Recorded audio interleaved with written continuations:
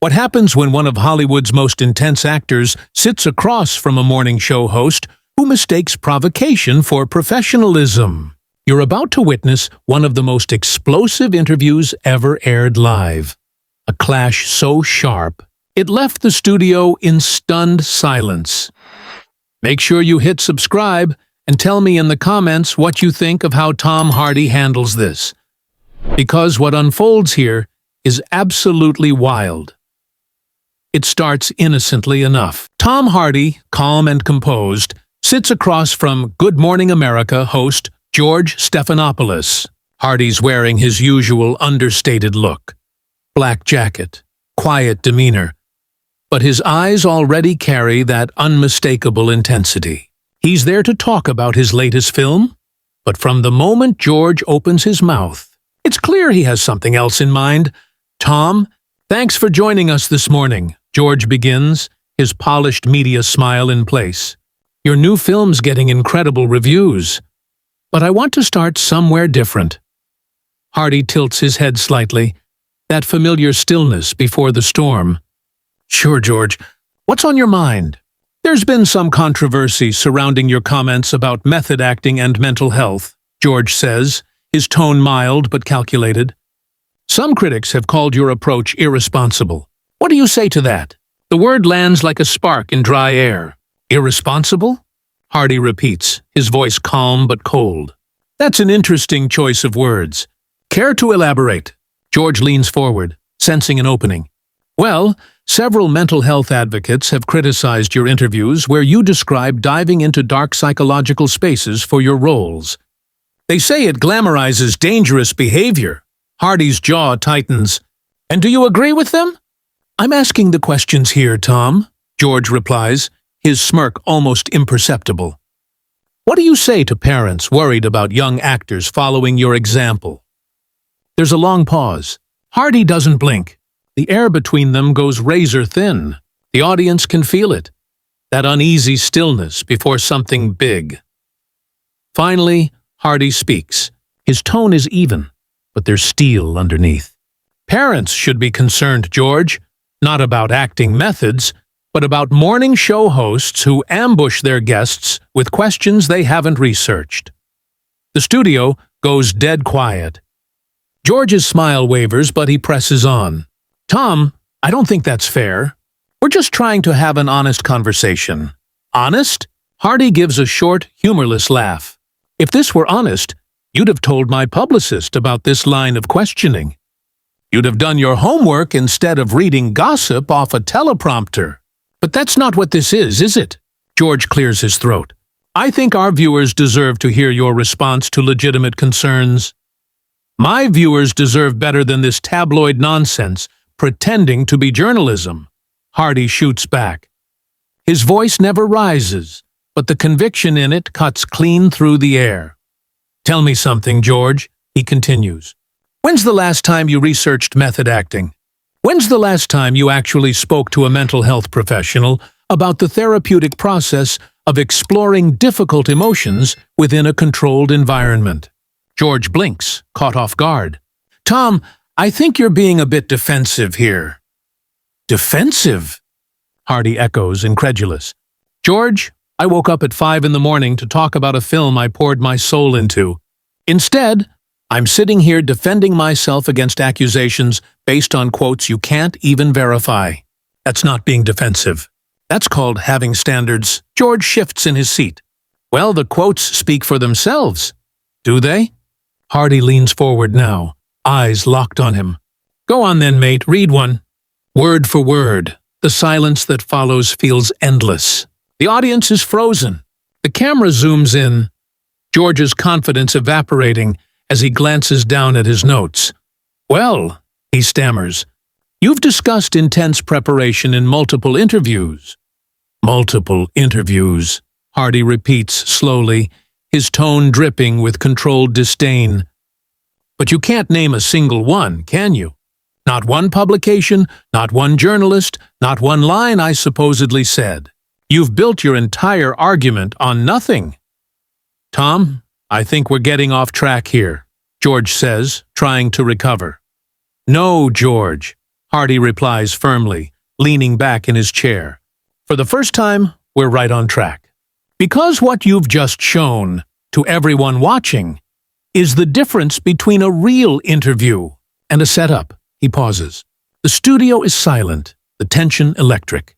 You accused me of being irresponsible, Hardy continues, his voice low and deliberate. You implied that I'm some reckless influence on young actors, but you can't even tell me what I supposedly said. That's not journalism, mate. That's performance. The audience exhales, a mix of disbelief and awe. George forces a polite smile, trying to steer things back to safer ground. But it's too late. The control has shifted completely. Tom Hardy isn't just answering questions anymore. He's dismantling them. That's character assassination based on hearsay, Hardy says flatly, his tone sharp enough to cut the air in half. The camera pans to Stephanopoulos, and for the first time, that morning show composure begins to crack. He fumbles slightly with his cue cards, the polished smile faltering just enough to betray discomfort. I have the information right here in my notes, he insists. Then read it, Hardy challenges, leaning forward. Read me the exact quote that has you so concerned about my supposed influence on young actors. A beat of silence. Stephanopoulos glances down at the stack of papers in his hands, flipping pages as his confidence slips further away. A faint sheen of sweat begins to gather on his forehead. Well, he finally stammers, the specific quote isn't as important as the overall pattern of statements you've made. Hardy's brow lifts, his voice rising for the first time. The specific quote isn't important. His words land heavy, each one deliberate. George, you just spent 5 minutes questioning my professional integrity on live television, accusing me of being irresponsible. And now you're saying the actual words don't matter. That's not what I'm saying, George interjects quickly. Then what are you saying? Hardy fires back. Because from where I'm sitting, it sounds like you brought me on this show under false pretenses, so you could ambush me with accusations you can't even properly articulate. The tension is suffocating now. The control room has gone silent. Camera operators exchange uneasy glances, unsure whether to keep rolling or cut to commercial. Even the studio audience, sensing something real is unfolding, sits frozen. George clears his throat, trying to steer the interview back to safety. Tom, let's talk about your new film. The character you play? No, Hardy interrupts, shaking his head. We're not done here. His voice is calm again, but firm, unmovable. You just questioned my ethics as an actor, based on research you clearly haven't done. You owe your viewers an explanation. I think we should move on, George insists weakly. I think you should answer the question, Hardy says, unblinking. You mentioned these so-called mental health advocates who are concerned about me. All right then, name one. Just one person who has actually criticized my work. Give me a name. Stephanopoulos shifts in his chair. Tom, there have been several articles. Several articles, Hardy repeats slowly, his tone almost mocking. But no names, no specific quotes, no actual criticism you can stand behind, just vague, unverified claims that make for good TV. He leans forward, his voice low and deliberate. George, do you realize you're doing exactly what you're accusing me of? You're painting someone as dangerous based on nothing. You're potentially damaging a person's reputation because it fits a narrative. That's not journalism, mate. That's gossip. That's not the same thing at all, George says defensively. Isn't it? Hardy presses. You've just told millions of viewers that mental health advocates think I'm irresponsible. You've implied that parents should be worried about me influencing young actors, but you can't provide a single shred of evidence to back any of it up. The camera zooms in. Stephanopoulos' face is visibly flushed now, his smile long gone. We have producers who research these topics, he mutters. Your producers, Hardy echoes, a hint of pity in his voice. Right, the faceless people in another room feeding you talking points. He tilts his head. Tell me, George, how long have you been in journalism? That's not relevant, Stephanopoulos says stiffly. I think it's very relevant, Hardy replies, his tone measured but cutting. Because whatever this is, it's not journalism. It's lazy reporting dressed up as accountability. It's the kind of sensationalist bait that makes real journalists work harder. George's face turns a deeper shade of red. Tom, I don't appreciate your tone. Hardy leans back, unflinching. And I don't appreciate being ambushed on live television by someone who couldn't be bothered to do basic fact-checking. But here we are. We invited you here as a guest, Stephanopoulos says sharply, trying to regain his footing. You invited me under the pretense of discussing my film, Hardy replies evenly, then turned it into a cheap ambush based on information you can't even verify. He pauses, his voice lowering to a near whisper, quiet but lethal. That's not an interview, George. That's a setup. And the difference between the two, he says, locking eyes with him, is integrity. That's not hosting, George, Hardy says quietly, his eyes locked on the anchor. That's entrapment. The words hang in the air like a warning bell. The studio audience is dead silent, watching in stunned disbelief as the segment unravels live before them. Behind the cameras, producers and crew exchange anxious glances. Someone gestures toward the control booth, probably wondering if they should cut to commercial before this goes completely off the rails. Tom, I think you're overreacting, Stephanopoulos says, trying to maintain his professional calm. Overreacting? Hardy's tone drops lower, quiet but lethal. George, you've just accused me of potentially harming young actors. You've implied I'm irresponsible about mental health. You've painted me as some kind of bad influence. And you've done all that without a single shred of evidence. Tell me, how exactly would you like me to react to that? These are legitimate questions about celebrity responsibility, Stephanopoulos insists. Based on what, George? Hardy fires back. Show me the study. Show me the expert. Show me anything besides your producer's interpretation of what someone might have said about something I might have done. Stephanopoulos glances down at his cue cards, clearly stalling. Concerns have been raised in various media outlets. Various media outlets, Hardy repeats with a bitter laugh. Do you hear yourself? You sound like a politician caught in a scandal. Sources say, it's been reported. These are weasel words, mate. The kind people use when they've got nothing concrete to stand on. I'm not making anything up, George says defensively. Then prove it, Hardy replies, leaning forward. Right now, on air, show me one specific example of what you're talking about. The silence that follows feels endless. Stephanopoulos shuffles his papers, looks at Hardy, looks at the camera, then back again. Tom, I think we're spending too much time on this. No, Hardy says firmly. We're spending exactly the right amount of time. You made serious accusations about my professional integrity, and now you're trying to run from them when asked to back them up. That's not how accountability works. Nobody's running from anything, George says quickly. Then stop deflecting, Hardy replies. Give me one name, one quote, one actual piece of evidence for any of the claims you just made. Stephanopoulos' composure is slipping fast.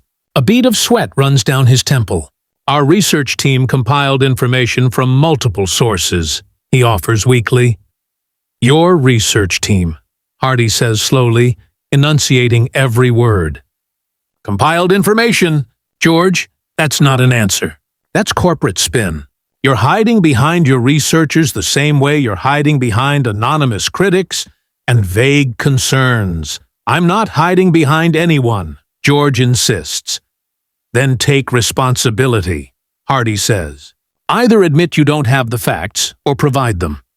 But stop trying to have it both ways. George glances off camera, clearly hoping for a lifeline from the control room. Tom, I think our viewers would prefer to hear about your new film, he says weakly.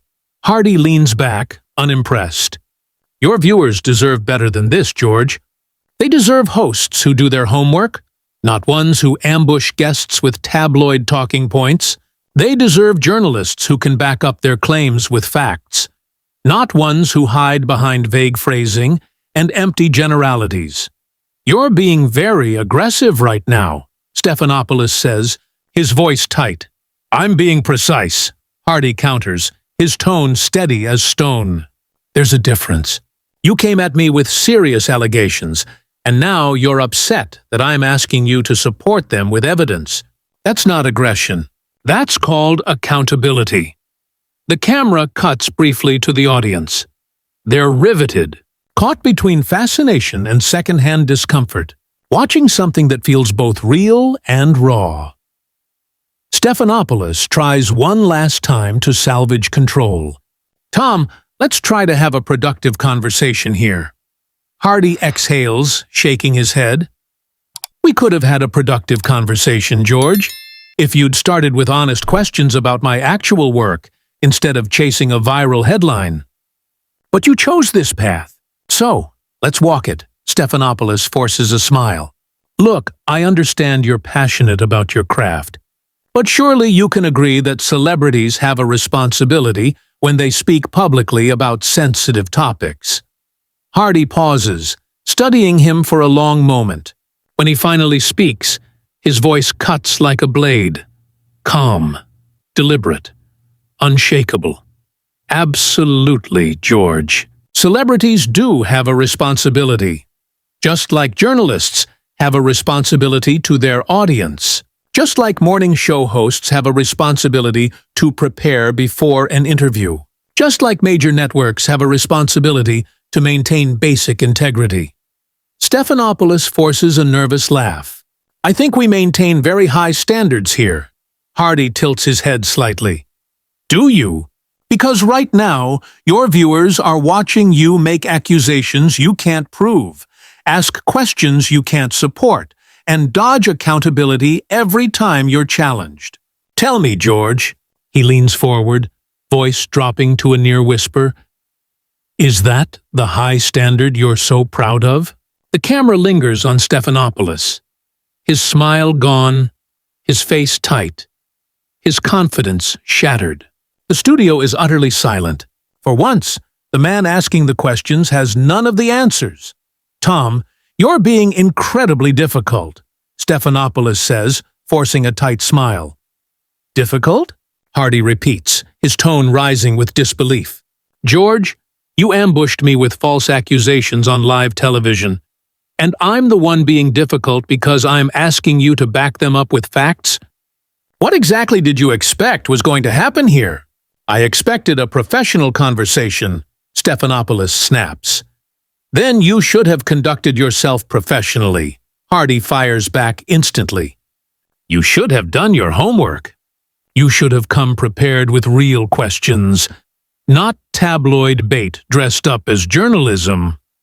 George glances toward the control booth, his calm veneer collapsing. He's clearly hoping for someone, anyone, to cut to commercial and save him. Tom, I think we need to wrap this up, he says finally. Oh, now you want to wrap it up? Hardy says, leaning forward, his eyes locked on him. After 10 minutes of questioning my character? After implying to millions of viewers that I'm some dangerous influence on young actors, now you want to move on? We have limited time, George mutters. We had limited time, Hardy corrects sharply. And you wasted it. You chose to trade integrity for spectacle, George. You decided that headlines mattered more than honesty. The studio is utterly silent except for the hum of the cameras. The crew looks frozen, every eye fixed on the two men locked in a verbal standoff. Tom, Stephanopoulos says cautiously, I'm going to ask you one more time to please tone it down. Hardy laughs, low, humorless. Tone it down? His voice softens, but the intensity only deepens. George, you just attacked my professional reputation, and now you're asking me to tone it down? Do you have any idea how insulting that is? I'm just trying to have a civil conversation, George replies weakly. Civil? Hardy repeats, incredulous. There's nothing civil about ambushing a guest with unverified claims. There's nothing civil about using half-truths to bait controversy. And there's nothing civil about trying to damage someone's career for the sake of ratings. Stephanopoulos wipes his brow, the tension suffocating. His professional mask is gone, replaced by visible discomfort. Tom, that's not what this is about. Then what is it about? Hardy presses, unwavering. Go on, explain it. Explain to your audience why you brought me here under false pretenses. Explain why you thought it was acceptable to make serious accusations without doing basic fact-checking. Explain why you believe gossip equals journalism. George tries to recover. We're trying to ask important questions about celebrity influence. No, Hardy cuts him off sharply. You're trying to create controversy where none exists. You're manufacturing drama because you think outrage gets better engagement. And when you get caught, you hide behind vague words like responsibility and public interest. The camera pans in tight. Stephanopoulos looks defeated now, shoulders slumped, his usual confidence gone. Hardy leans forward again, eyes burning. Tell me something, George. Do you have children? That's not relevant, George says quickly. I think it's very relevant, Hardy replies. Do you have kids who might see this interview? Kids who might one day watch how you conduct yourself here? Live on air? Tom, please, because if you do, Hardy continues, unwavering. What lesson do you think they're learning right now? That it's okay to make accusations without evidence? That it's acceptable to ambush people for entertainment and call it journalism? That you can tear down others as long as the cameras are rolling? The question lands like a hammer. The audience doesn't make a sound. Hardy sits back, his voice quiet now. Controlled, but laced with finality. You wanted a viral moment, George. Congratulations. You've just created one, and not for the reasons you hoped. That when you're caught in your own negligence, you can just tell people to tone it down and move on? Hardy's voice cuts through the air, calm but razor-sharp. Stephanopoulos glances off camera again, silently pleading with his producers. Tom, I think we should take a break. A break? Hardy pushes back his chair slightly, not rising yet, just leaning forward enough for the tension to thicken. George, you don't get to take a break from accountability. You don't get to make serious accusations against someone's character, then try to walk away the moment you're asked to justify them. Security, Stephanopoulos blurts out, his voice tight with panic. Hardy blinks, incredulous. Security, he repeats, his tone dripping disbelief. You're calling security on me for asking you to back up your own questions with facts? This is unbelievable. Two studio guards begin to move hesitantly toward the stage. Hardy shakes his head in stunned amusement. Ladies and gentlemen, he says, turning directly toward the camera now, this is what journalism looks like in 2025. A guest asks for evidence, and instead of admitting to shoddy research, the host calls in security. Tom, you need to calm down, one of the guards says gently. Calm down? Hardy looks at the man, then back at Stephanopoulos. I'm sitting in my chair, speaking in complete sentences, asking for basic journalistic standards. What exactly do I need to calm down from? Remove him from the set, Stephanopoulos orders, his voice cracking. On what grounds? Hardy asks, still perfectly composed. For asking you to provide proof of your accusations? For expecting you to do your job with a shred of professionalism? As security approaches, Hardy rises, slowly, deliberately, every movement measured. Remarkable, he says under his breath, then louder, for everyone to hear. Absolutely remarkable. I came here to talk about my work, and I'm being removed from the set for expecting basic integrity. He turns once more to the camera. Folks, remember this moment.